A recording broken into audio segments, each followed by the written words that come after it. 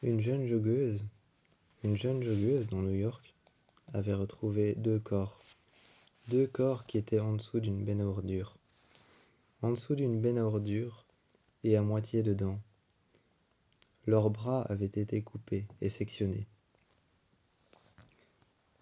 Quand la police est arrivée, ils ont regardé les corps qui étaient brûlés. Les corps étaient brûlés d'un seul côté, dans le dos, sur le bras, sur les épaules. Partout le corps était brûlé. Partout les deux corps, c'était un homme et son petit ami. Un homme et son petit ami, un couple de deux hommes, avaient été brûlés à vif, avaient été brûlés vivants. Ça se voyait à l'œil qui était complètement fondu. Ça se voyait à l'œil qui avait fondu, l'œil qui était devenu blanc, la rétine qui était devenue blanche, l'iris qui était devenu blanc, et la pupille qui avait disparu.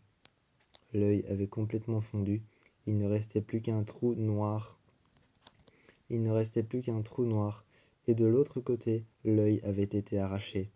Le sang, les paupières étaient dégagées à l'extérieur, et leurs corps étaient assis l'un à côté de l'autre. Main dans la main, les alliances avaient été mangées et déposées sur la langue. La jeune joggeuse était en train de faire sa déposition, pendant que les inspecteurs et la police étaient en train de regarder les corps. Une légiste était en train de regarder les corps. Une légiste, un médecin légiste, plusieurs médecins légistes à vrai dire. Il y avait deux femmes médecins légistes et un homme médecin légiste. Ils étaient en train de regarder les corps. L'homme était en train de regarder les photos brièvement avec un officier. Avec un officier de police, il était en train de regarder les photos. Et sur les photos, il y avait chaque fois une chose qui était similaire. Il y avait une lettre gravée. Cette lettre gravée, c'était chaque fois une lettre différente. Selon les noms de la personne, on ne connaissait pas encore leur identité. Apportés à la morgue, ils avaient été classés Jane Doe. Ils avaient été tous les deux classés Jane Doe. On ne connaissait pas encore leur identité. Le jour de l'autopsie, pour pouvoir connaître leur identité et comment est-ce qu'ils sont morts, comment est-ce qu'on en s'est pris pour pouvoir les tuer. Le jour de l'autopsie, alors que l'autopsiste était arrivé, il était en train de nettoyer et de désinfecter, de tremper dans un bac d'eau les scalpels et de tremper dans un bac d'eau les pinces qui allaient lui servir à ouvrir le corps. Les pinces qui allaient lui servir à ouvrir les corps, à faire les lacérations Y. Les pinces qui allaient lui servir à rentrer dans le corps et à regarder un peu partout. Il était en train de les nettoyer et quand il s'est retourné, les deux corps étaient debout, main dans la main. Ils étaient debout, main dans la main. Ils n'avaient pas changé d'apparence, ils étaient toujours brûlés au 3e degré, la peau qui était en train de couler avec plein de sang sur le bras. Avec plein de sang sur le bras, la peau qui était en train de se défaire, la chair qui était en train de couler sur le sang et de tomber par terre, de se défaire comme de la chair qui était en décomposition. Mais là, elle se défaisait parce qu'elle n'était plus attachée.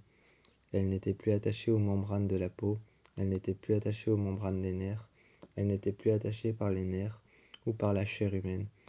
C'était de la peau qui était tout simplement posée sur les bras. Quand le médecin légiste s'est retourné, il a lâché son scalpel. S'est appuyé sur le bord et le bac d'eau avec à l'intérieur un désinfectant est tombé à terre. Il a tout ramassé, a regardé les corps et a voulu les pousser sur la table. Il les a poussés sur la table pour qu'ils se couchent à nouveau, mais les corps refusaient de se coucher. Ils restaient rigides et droits, levés. Le médecin légiste a alors appelé la sécurité. Deux hommes sont descendus. Là, les corps étaient de nouveau couchés. Quand la sécurité est remontée, quand les hommes de la sécu sont remontés, il a regardé les deux corps, couchés. Leur tête était fracturée. Il y avait un os qui les passait sur le côté. Leur poignet était fracturé. Lorsqu'il appuyait sur leurs poignets, il pouvait appuyer jusque tout en dessous et toucher la chair. Les os étaient en miettes. Les os étaient complètement, étaient complètement en miettes. Il a alors déposé le cadavre. Il a alors déposé le cadavre avec un brancard sur la table. Il a ouvert les poignets. Les os étaient en miettes, et pourtant il se tenait à la main. Il a dû défaire les mains avec une rigidité cadavérique et a regardé les ongles qui étaient en train de partir, qui avaient été coupés avec un couteau. À l'intérieur d'eux, il avait trouvé une vapeur toxique, un petit échantillon d'un liquide bleu foncé. Un liquide bleu foncé qui en réalité, ce liquide était blanc, transparent et noir. Ce liquide en réalité était blanc, transparent, noir. Il avait un aspect plutôt visqueux, mais pas vraiment liquide. Mais une fois ingéré, une fois mis en bouche, il infectait la langue. La langue devenait noire d'une couleur comme le sang, comme la chair. Ensuite, ingéré à l'intérieur, on suffoquait. Ça fonctionnait de la même manière que le bromure de pancuronium. Il en a alors déposé que ça fonctionnait de la même manière que le bromure de pancuronium. Dans son rapport, il a déposé ça, est allé le déposer à la police. Un empoisonnement au bromure. Un bromure de pancuronium qui avait l'air d'avoir été adapté. Pour le métabolisme et pour le corps de chacun. Pour le corps de chacune de ses victimes, ce bromure de pancuronium, ce poison très toxique, avait été adapté selon les molécules, selon leur sang, leur groupe sanguin, et selon leur manière de vivre. Il avait été adapté. Comme si ce poison avait été fait sur mesure. Ce poison avait été fait sur mesure. Alors qu'il cherchait une solution pour pouvoir trouver comment extraire le poison de tous les organes. Des hommes sont arrivés et ont ouvert les portes. Et ont récupéré les organes. Des deux corps qui étaient installés sur deux tables, l'une à côté des autres. Ils ont récupéré les organes, les ont mis alors dans des bacs qui étaient congelés. Ils les ont mis dans des bacs congelés et sont partis. Le médecin légiste, avec son scalpel en main et avec son tablier plein de sang, avec son tablier blanc, avec son tablier en plastique blanc, est arrivé devant les hommes, qui lui ont dit que c'était un trafic d'organes, que la meilleure chose à faire, c'était d'enlever les organes, de les prélever et de les emmener à un laboratoire différent que celui-ci, différent qu'un hôpital. Alors que des grosses voitures, des berlines noires, les attendaient dehors, ils ont rentré à l'intérieur des grandes berlines noires dans les coffres. Ils ont rentré les bacs qui étaient couverts de sang à l'extérieur. Ils ont mis des bâches noires dessus pour ne pas que ça paraisse suspect. Ils les ont rentrés à l'intérieur. Les bacs étaient couverts de sang et à l'intérieur il y avait un liquide. Blanc. On trempait les organes à l'intérieur et le sang, lui, se mélangeait à ce liquide blanc.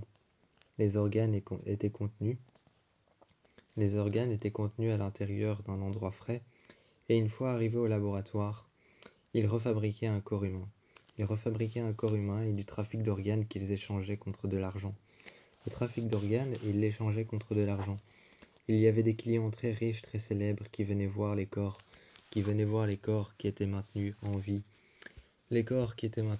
Ou plutôt seulement les organes.